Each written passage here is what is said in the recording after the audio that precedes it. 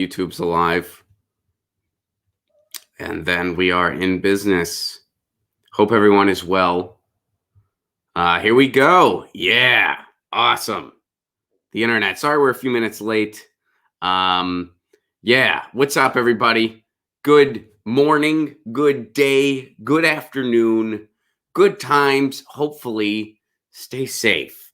It is the year of our Lord, March 26th, year of our Lord in quarantine 2020. It's Thursday. And first of all, I got to start out. I missed a couple super chats yesterday, and I apologize for that. They kind of came in late, and I didn't see them until I signed off. So apologies for that. So here's one from Sam Dean. Sam, what's up, buddy? Hope all's well in Australia. Good day, Ron. Update. A man in Queensland has died of coronavirus, bringing the Australian death toll to 9. Very sorry to hear that. Of course, thank you for the information, Sam, and I hope you are staying safe and being very careful and staying well. And Kathy Lloyd, thank you very much for the super chat contribution from yesterday. You sent me a pair, a cheering pair. And I love those pears that you guys send. I love them. Pears are one of my favorite fruits. So Kathy and Sam, thank you. And yeah, pears, one of my favorite fruits. Most of the pears in the U.S. grown in the Northwest. Maybe you knew that, maybe you didn't. I don't know. I was surprised when I learned it.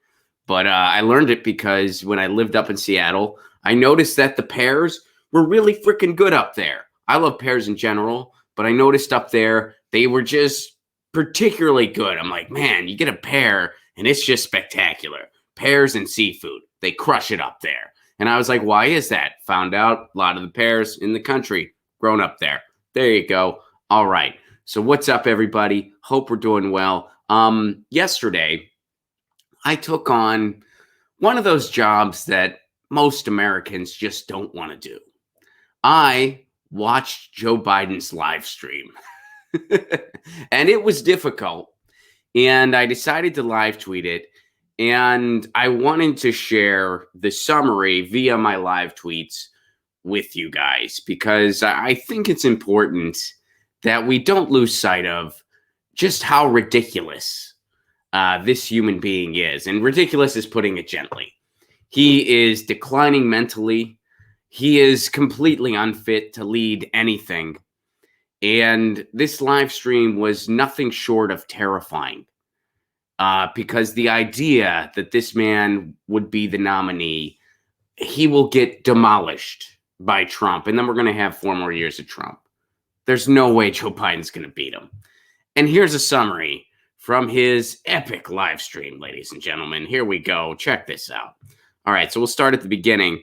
Oh, all right. So first of all, my intro, I'm going to live tweet Joe Biden's live stream. It's coming up at 3:30 Pacific time, which means I'll be looking for a new task at 3:34 Pacific time. Now, he did last longer than 4 minutes, mainly because there were people orchestrating the event. There was a moderator, and the moderator's name was Malcolm Kenyatta. He's a representative in Pennsylvania. So Malcolm gets up there, he starts talking, and it's a very long preamble. So my first tweet, Malcolm, talk as long as you can, because dude just woke up. Malcolm was doing a preamble. Joe Biden was next to him, kind of looking like this. That's kind of what Joe Biden looked like. His eyes were about half closed, and he was like just leaning down. It was, I would think it was a parody if I just was seeing it. Like I'd be like, this isn't for real. They're making fun of him.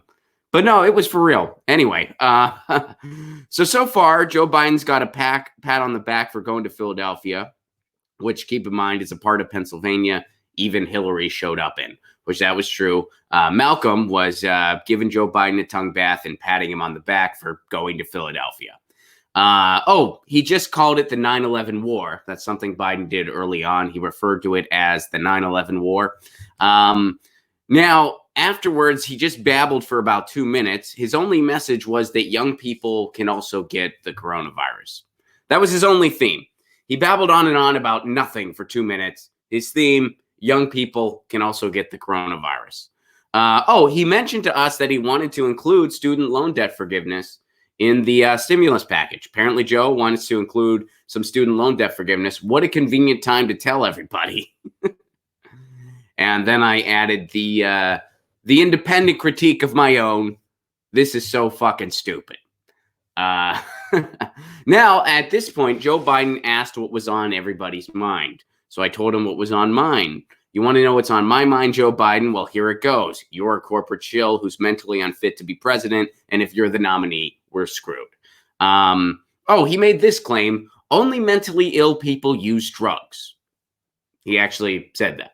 He said that. All right. He was talking about the Vietnam War. He managed to insult both the civil rights movement and the women's movement in one sentence. So the Malcolm Kenyatta guy, the guy who was moderating it, he had a lower third, and his lower third stayed on the screen even when he wasn't on it. So like Joe Biden would just be talking, Malcolm's lower third would still be up there.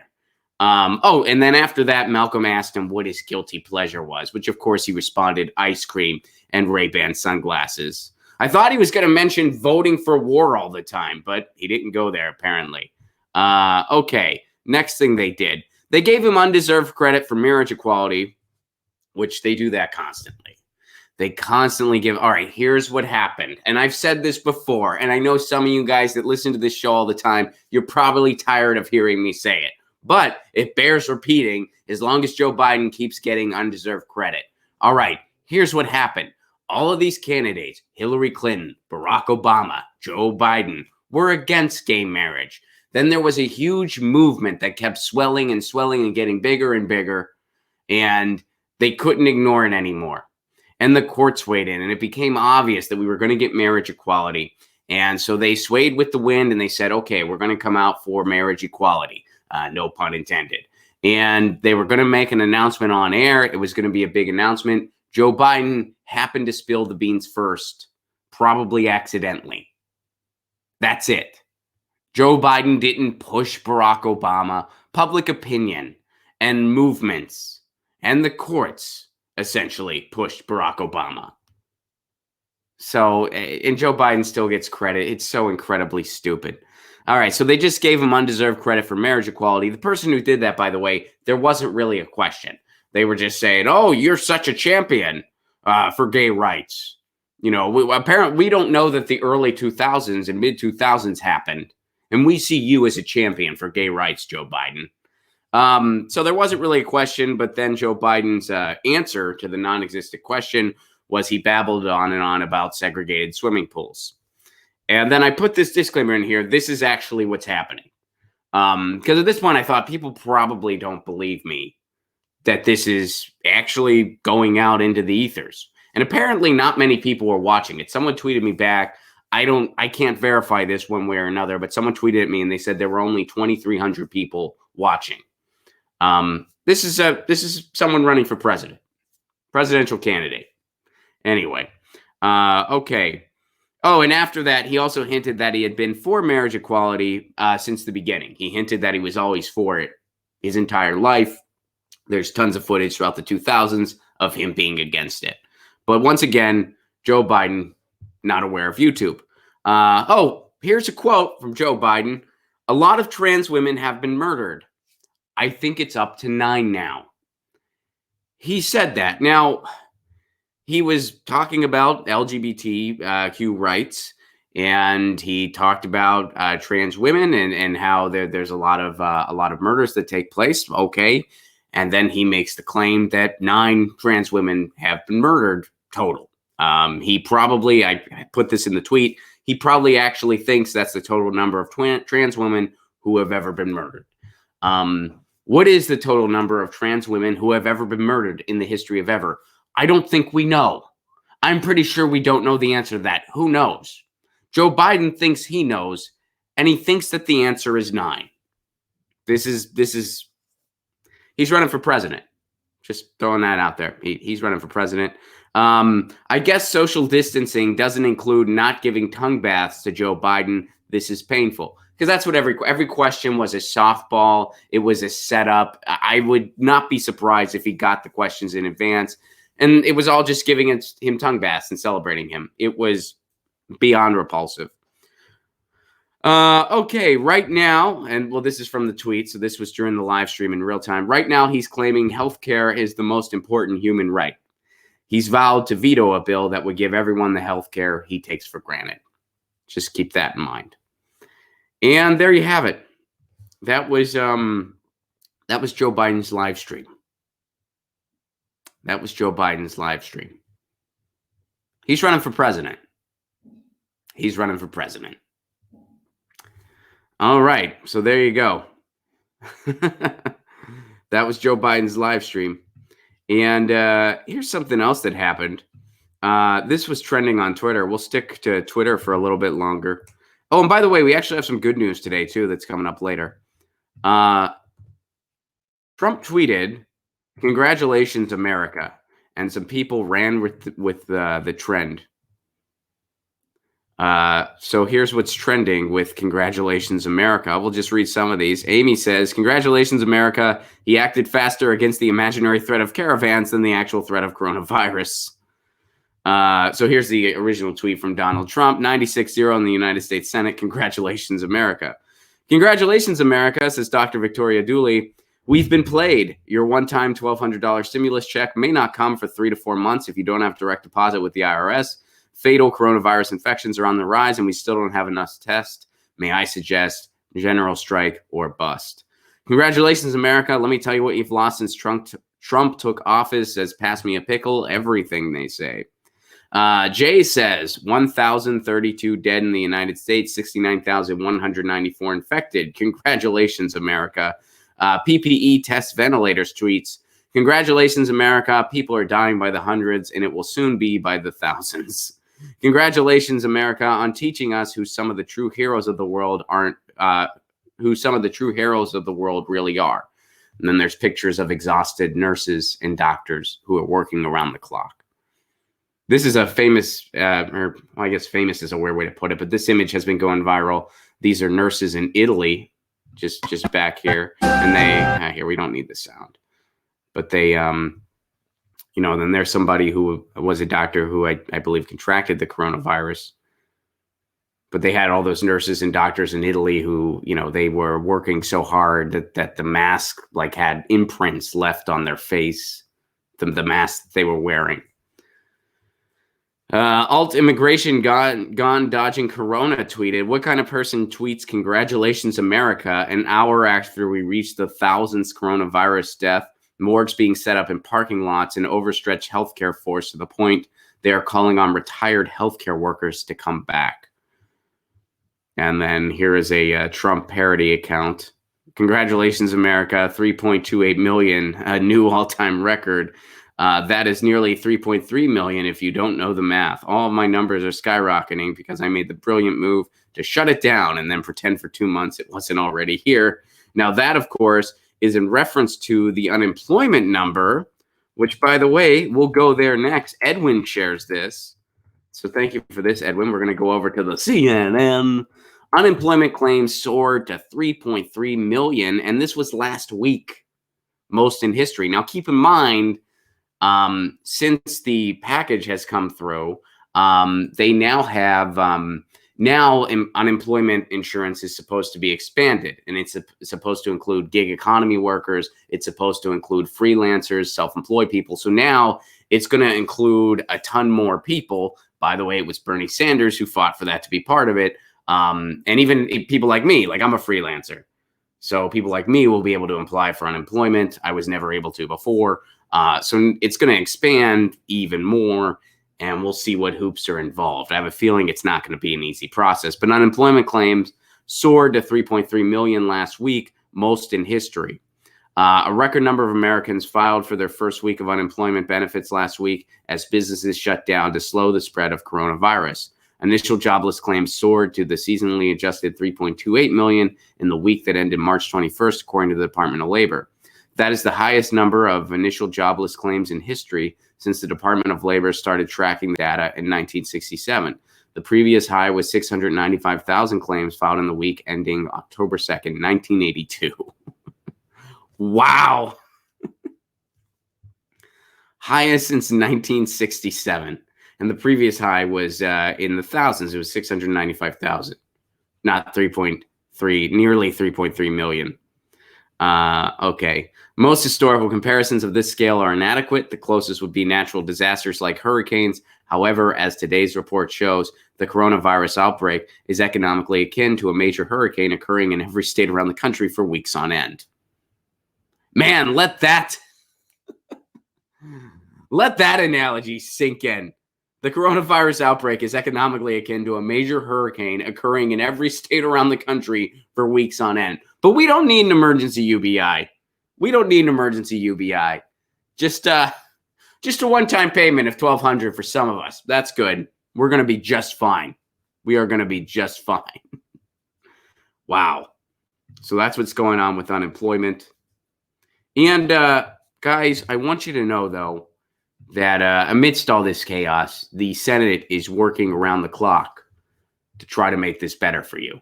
The Senate is working around the clock. They're going to do what they can. In fact, check this out. Joe, my editor, shares this. Oh, wait. Senate leaving D.C. until April 20th after coronavirus stimulus vote. The Senate will leave town after passing a coronavirus stimulus package and not return until April 20th. Majority Leader Mitch McConnell announced late Wednesday night. The Senate unanimously passed a massive stimulus bill that cost approximately $2.2 trillion. They always love to remind us how much it costs. They love to remind us because that's what's on every American's mind. How much is this? Is this going to cost too much? Do we have to do something? We should probably. We don't want to hurt all the trillions they gave the banks. We're not worried about that. But us, is this gonna hurt? We're concerned. We're very concerned. That means the Senate will cut next week's scheduled session. After that, the senators were already scheduled to go on a 2-week recess starting on March 31st. This will keep the Senate out of town for a total of 2 weeks. I mean, I can't imagine them cutting their vacation time short. I mean, elected officials, they really don't get much vacation time. Oh, wait, no, they get a ton. They get more than pretty much all Americans. And it's paid. Unreal. Unreal. They throw you some crumbs. They throw you some crumbs while giving Wall Street a huge bailout, while giving trillions to the bank, and they're throwing you crumbs. At best, crumbs. And now they're going on vacation. They are going on. They paid their dues. They did their thing. Enjoy your $1,200, pleb. And why are we giving this to you? Because you can't work. You can't work.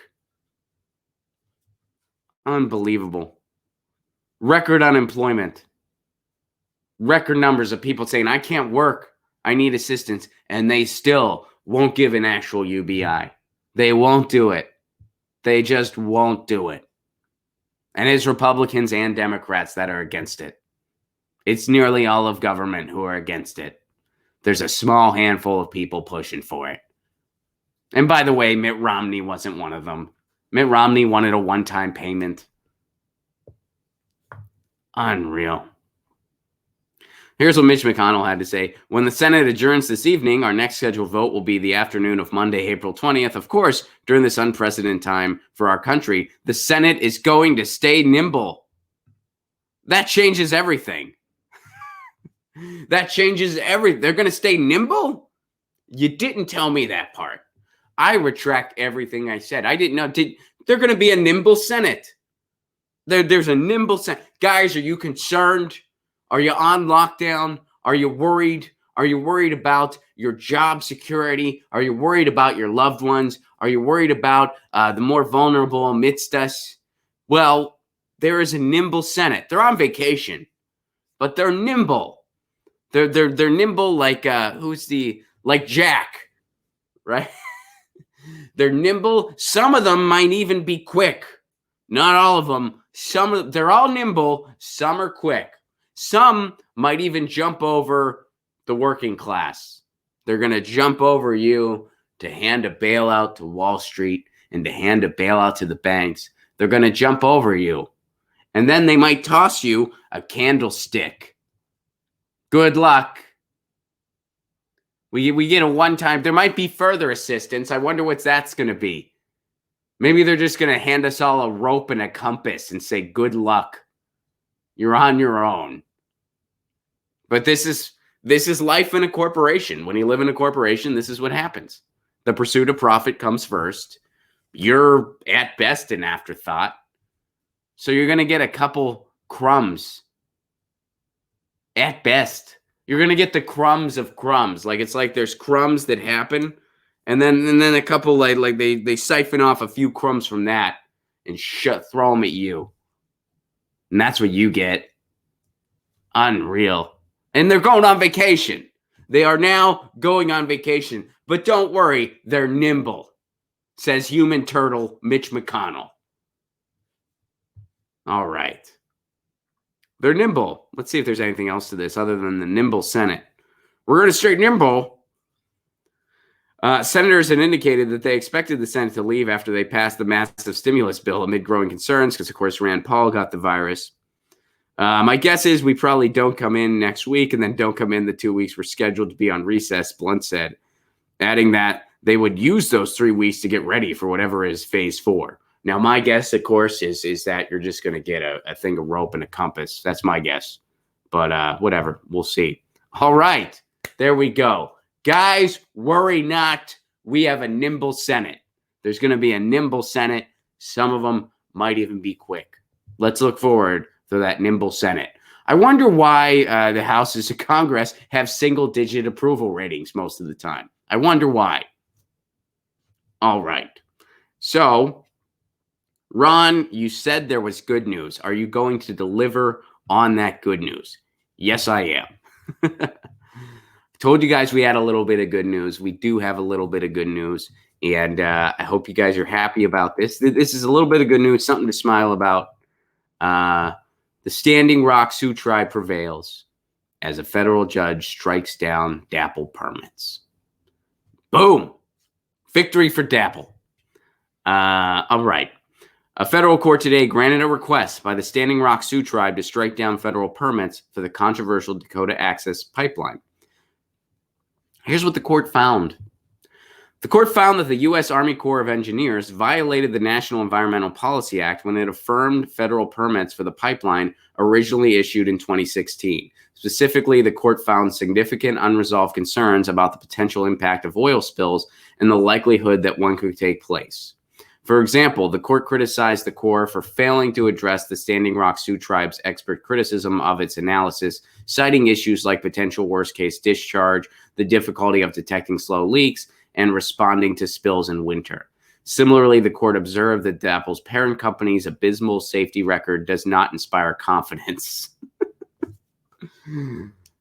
So basically, they didn't really do anything. Because keep in mind what happened is, well, here, they give you a summary of what happened.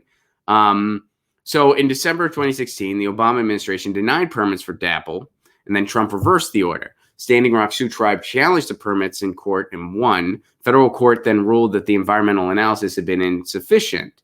All right, so they didn't shut down the pipeline in the interim. So they were like, this isn't sufficient. This isn't safe. You could still build the pipeline, but it's not safe. And then you have to do another analysis. So the Army Corps, this is from the article, the Army Corps then redid its environmental analysis, but they shut the tribe out of the review process. Right. All right. So now the tribe was like, we're asking you to shut this thing down, and now they won. Now, keep in mind, this is on the heels of the Keystone XL pipeline has already leaked. Multiple times, I believe. And it's leaked a lot of oil. Where has it done so? Well, North Dakota is among the places. So this is a victory. This is a victory for the Standing Rock Sioux Tribe. The federal judge has struck down DAPL permits. Let's see. The court decision. So here's something interesting. The court's decision relies heavily on the technical analysis conducted by the tribe's agency directors and experts consultants, repeatedly citing the tribe's evidence that the risk of a spill and the consequences should one occur are far more serious than ever recognized. The court ruling validates the tribe's hard work over several years to provide technical input into the remand process. The court ordered the Corps to prepare a full environmental impact statement on the pipeline, something the tribe has sought from the beginning of the controversy. The court asked the parties to submit additional briefing on the question of whether to shut down the pipeline in the interim. All right, so here's what the Sioux Tribe Chairman Mike Faith had to say. After years of commitment of defending our water and earth, we welcome this news of a significant legal win. It's humbling to see how actions we took 4 years ago to defend our ancestral homeland continue to inspire national conversations about how our choices ultimately affect this planet. Perhaps in the wake of this court ruling, the federal government will begin to catch on too, by actually listening to us when we voice our concerns. This validates everything the tribe has been saying all along about the risk of oil spills to the people of Standing Rock, said Earth Justice Attorney Jen Hasselman. The Obama administration had it right when it moved to deny the permits in 2016, and this is the second time the court has ruled that the government ran afoul of environmental laws when it permitted this pipeline. We will continue to see this through until DAPL has finally been shut down. Right on. So it hasn't been like officially completely shut down. It's completely not. It's just like, okay, everything's on hold. You didn't do the proper homework. We need to review this. So it's a win. It's a win of the battle, but the war is not over. But shout out to everybody fighting this fight, everybody involved with the No DAPL movement and the Sioux tribe, and we're with you. So this is definitely a win, something to be happy about. Of course, the war is not over. But this is a reason to smile. This is definitely a reason to smile. All right. Let me see what you guys are saying. And then I also am going to do some mail today. It's a day to do mail. Oh, and the song of the day. Song of the day, Jeremy and the Harlequins. That's spelled Harlequins. Jeremy and the Harlequins. And the track is called Into the Night. It's one of their singles. They're a garage rock and roll band out of Brooklyn. Into the Night is about driving through the darkness. And I think he's actually going to Atlantic City from Brooklyn. At least that's what it is in the music video. So, yeah, that's what it is. Jeremy and the Harlequins, Into the Night. I picked this for the song of the day because recently I turned a friend of mine on to Jeremy and the Harlequins. He was like, hey, what have you been listening to lately? What's something new I got to get hip to? And I was like, there's this Brooklyn rock and roll band, Jeremy and the Harlequins. It's kind of like garage rock, a little bit of indie going on. They also have a 50s throwback. It's kind of unique and fun, and it's good tunes. And he listened to them, and he liked them. So song of the day, Jeremy and the Harlequins, Into the Night. And I'm hoping that once this is all over, they go on tour again, and I get to see them play in Los Angeles. All right, so that's the song of the day. Please do check it out. And then I'm going to do some mail. And then I'm going to see what y'all are saying. But so a couple shout outs here. First of all, Satya, you sent me a letter. Satya, Satya. I'm assuming I'm pronouncing that right. Apologies if I'm not. Sorry, Ron, I won't be making it into Portland. That was a one-off. Satya came to the live Jimmy Dore show in Portland. I don't travel all that well, and driving at night is tough. By the way, I almost lost my front right wheel on my way home from your show at 70 on I-5. Are you trying to fucking kill me? Peace, love, Satya. Definitely not, Satya. I encourage you to drive safe. And I'm bummed out to hear you won't be making the show in Portland. But thank you very much for the gift. You sent me a gift. Thank you very much for that. I appreciate it very, very much. It is incredibly thoughtful of you. And thank you very much for the nice letter. And of course, we are in the midst of rescheduling all of our April dates. We should have more announcements soon, but I will be rescheduling Pittsburgh. Graham and I will be rescheduling Seattle and Portland. We should have some official announcements on that soon. Ticket holders, do not worry. When we announce the new date, your tickets will still be good. If you can't make the new date for whatever reason, of course, there will be refunds. You do not need to worry. And Satya, maybe when we announce the new date, you'll be like, I'm ready for a road trip. If not, totally understand. Thank you very much for this. The Naughty Vegan, Jeff, over in Seattle. All my mail's from the Northwest. Here we go. Ron, thank you for all you do, the entertainment, and spreading the truth. I enjoyed your live shows with Jimmy in Portland the last couple years. I made pinback buttons for you and Graham and plan to give them to you in Seattle, but they may extend the ban on events with large crowds, so I'm sending them to you both. Well, Naughty Vegan, again, we're rescheduling it, and when this is all over, I can't wait to see you in Seattle. And we are working on rescheduling that, and hopefully later in the year, we start to go back to normal, and we'll be able to go on the road again. Now, I started with Graham's button, since I had a fun idea for his, I decided it was the same idea with your show, and it took a turn. I'm going to show you guys the button. Don't worry. I went with it. Your logo was too long and would have appeared long and skinny as a background, so I trimmed it. And now it looks like an angry vagina. I hope to see you in Seattle. Keep up the great work. That's from the Naughty Vegan. Shout out to the Naughty Vegan, and thank you very much for that. So here's the button. So you guys know that Get Your News On with Ron, when you spell out, when you just do the letters, it kind of looks like gyno, which is goofy. And I didn't think of that when I named the show. And what are you going to do? So here's the buttons the Naughty Vegan made. Here, let me try to hold it up close. Do you guys see it? The glare's kind of, there we go. All right, so check it out. It says Dr. Ron's Gyno. And I'm Dr. Ron, and this is Gyno. And then it says ronplacone.com at the bottom. And then that's part of my logo. And the Naughty Vegan says that looks like an angry vagina. Does it look like an angry vagina? You be the judge. But thank you very much for that, Naughty Vegan. And thank you very much, Satya. I really appreciate you guys thinking of me during this difficult time. And thank you very much. And let me get to what you guys are saying. Trendy as Dabbers, what's up, buddy? Thank you so much for the oil. Dude, my neck is like, it's like I got a new neck, man. I'm not even kidding. I mean that 110%. And again, the offer, just email me. If you want me to write something out for you to have on your website, let me know. If you don't want me to, that's okay. But if you want me to, again, offers on the table, dude. Anytime, just let me know. Especially since I've been spending a lot of time writing these days. Let's discuss off-the-grid living, Ron. Dude, that's a discussion for somebody qualified to have. I'm not, maybe you, I am not qualified to lead that discussion. I know, I used to go to a cabin.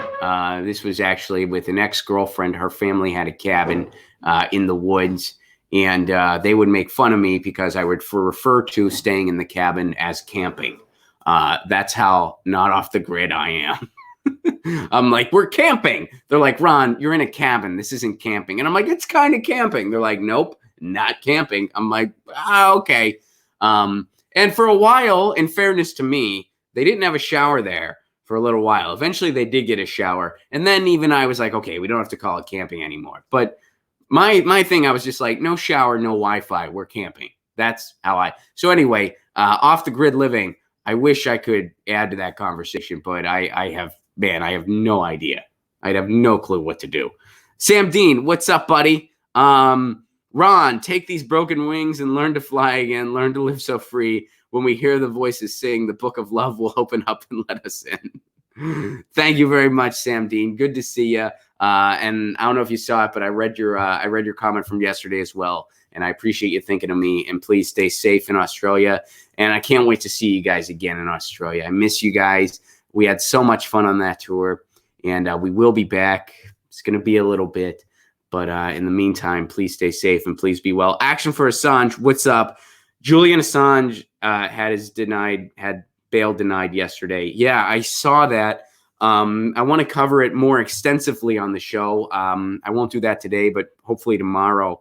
And yeah, I did see that. And Action for Assange. Thank you guys for everything you do. You guys have been incredibly vigilant on this issue. You guys are leading the way on this issue. And, I'm a big supporter of what you guys are doing. And thank you for doing it. And I hope to see you on one of your vigils again soon. If you ever want me to come on, you know how to reach me. So thank you for that. Kate, sorry, I'm jumping. Italian government released the plan, 600 euros one time. Is that so? Are you saying, Kate, that the Italian government's just going to give 600 euros to people one time? That's pretty lame if that's what they're doing. But let me know. Yeah, let me know. I'm not familiar with that. I'm not sure what plan Italy released yet. I've been in touch with my family. They're doing okay. I want to reach out to them about maybe Skyping so I can practice my language. And Kate, you just said yes. Okay, so they're just giving a one-time payment of 600 euros. That's a bummer. I'm sorry to hear that. That's not. But aren't they also getting their wages though? Kate, is it true? Because to my understanding, I could be totally wrong, but I thought they were also still getting their wages, like from all their jobs.